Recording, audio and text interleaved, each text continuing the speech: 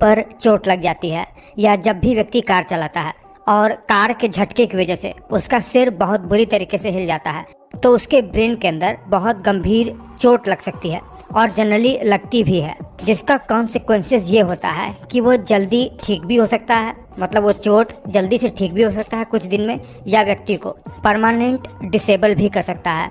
Worst case में व्यक्ति की मौत भी हो सकती है। असल में इस चीज़ को ट्रॉमेटिक ब्रेन इंजरी के नाम से जानते हैं, जिसे शॉर्ट में कंकशन भी कहते हैं। बहुत ज़्यादा खतरनाक होता है ये, क्योंकि इसमें ब्रेन की न्यूरॉन्स डैमेज हो जाती हैं, जिसके वजह से हम मेमोरी स्टोर कर पाते हैं, जिसके वजह से हम चल पाते हैं, जिसके वजह से हम इंटेलेक्चुअल एनिमल कहलाते हैं। प्लस वो डैमेज हुई न्यूरॉन कभी रिकवर भी नहीं हो सकती हैं, क्योंकि न्यूरॉन तो डिवीजन के थ्रू अपनी संख्या बढ़ाते भी नहीं हैं। देखिए, हमारे ब्रेन के ऊपर एक प्रोटेक्टिव लेयर चढ़ी रहती है, एक पतली सी झिल्ली जिसे मेनिंजेस कहते हैं। इसके बीच में एक फ्लूइड भरा रहता है ब्रेन और इस लेयर के बीच में, जिसे सेरेब्रो स्पाइनल फ्लूइड कहते हैं। जब भी हम अपने सिर को हिलाते रहते हैं ना, तो ये जो फ्लूइड है ये कुशन की तरह काम करता है, जिससे कभी भी ब्रेन को अंदर की ओर यानी स्कल के दीवार की ओर से चोट नहीं लगती है। देखिए, क्रिकेटर फिलिप ह्यूज जो ऑस्ट्रेलिया का क्रिकेटर था, सिर पर बॉल लग जाने की वजह से उसकी मौत हो गई थी। मुझे पता है कि आप में से कई लोग ये बात जानते होंगे, ये बहुत ही बड़ी न्यूज़ थी उस समय। उसे ये ट्रॉमेटिक ब्रेन इंजरी ही हो गया था, उसके ब्रेन में बहुत ही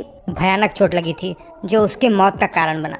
अगर किसी कारण से हमारे ब्रेन पर कोई एक्सटर्नल फोर्स लग जाए, या हम बहुत ही तेजी से अपने सिर को हिलाना शुरू कर दें, या हमारे सिर पर जब झटका लगता है, किसी भी प्रकार से हमारे सिर में अगर चोट लग जाती है, तो हमारा ब्रेन हमारे खोपड़ी के अंदर 3 प्रकार से चोटिल हो सकता है। ब्रेन डायरेक्टली ही स्कल के दीवार से टकराकर चोटिल हो जाता है। ब्रेन स्कल के अंदर एक्सेलरेट या डी एक्सेलरेट होकर आगे पीछे मूवमेंट करके दोनों तरफ से चोटिल हो जाता है। इसमें मेनली कार से जो एक्सीडेंट होता है ना, वो शामिल होता है। इसमें ब्रेन को आगे पीछे दोनों तरफ से चोट लगती है।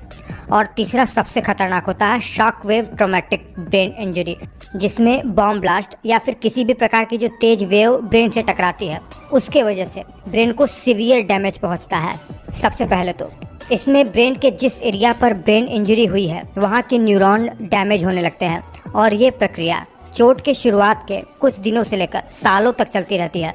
अगर शॉक वेव की वजह से न्यूरॉन के जंक्शन में खिंचाव होता है, मतलब न्यूरॉन के एक्सॉन में खिंचाव होता है, तो न्यूरॉन के एक्सॉन टूटकर सेल बॉडी से अलग हो जाते हैं, जिससे ब्रेन के फंक्शन में कमी आ जाती है। चोट की वजह से डैमेज हुआ ये न्यूरॉन ब्रेन में डिसॉल्व होकर ब्रेन में टॉक्सिसिटी फैलाते हैं, जो कि ब्रेन के फंक्शन में बहुत ही नेगेटिव इम्पैक्ट डालते हैं, और इसके वजह से बहुत ही सीरियस सिम्टम्स देखने को मिलते हैं, जिसमें से सबसे बड़ा सिम्टम है टेम्पररी या परमानेंट मेमोरी का लॉस हो जाना। जी हाँ, आपने फिल्मों में कई बार देखा होगा कि सिर पे चोट लगी और याददाश्त हो गई। कंफ्यूज रहना, चीज़ों को समझ ना पाना, चलने फिरने में भी दिक्कत होने लगना, बोल ना पाना, सीजर्स पड़ने लगना, ये सब तो इसके कॉमन सिम्टम्स होते हैं। अगर बहुत ज़्यादा एक्सट्रीम कंडीशन हो, बहुत ज़्यादा चोटिल हो जाता है अगर ब्रेन इसमें, तो व्यक्ति की मौत हो जाती है। और इसको डायग्नोज कैसे करते हैं? इसको हम सिटी स्कैन और MRI से डायग्नोज करते हैं कि ब्रेन के कौन से हिस्से में डैमेज पहुंचा है। ब्रेन के जिस हिस्से में डैमेज पहुंचा है, उसी के अकॉर्डिंग सिम्टम्स देखने को मिलते हैं और उसी के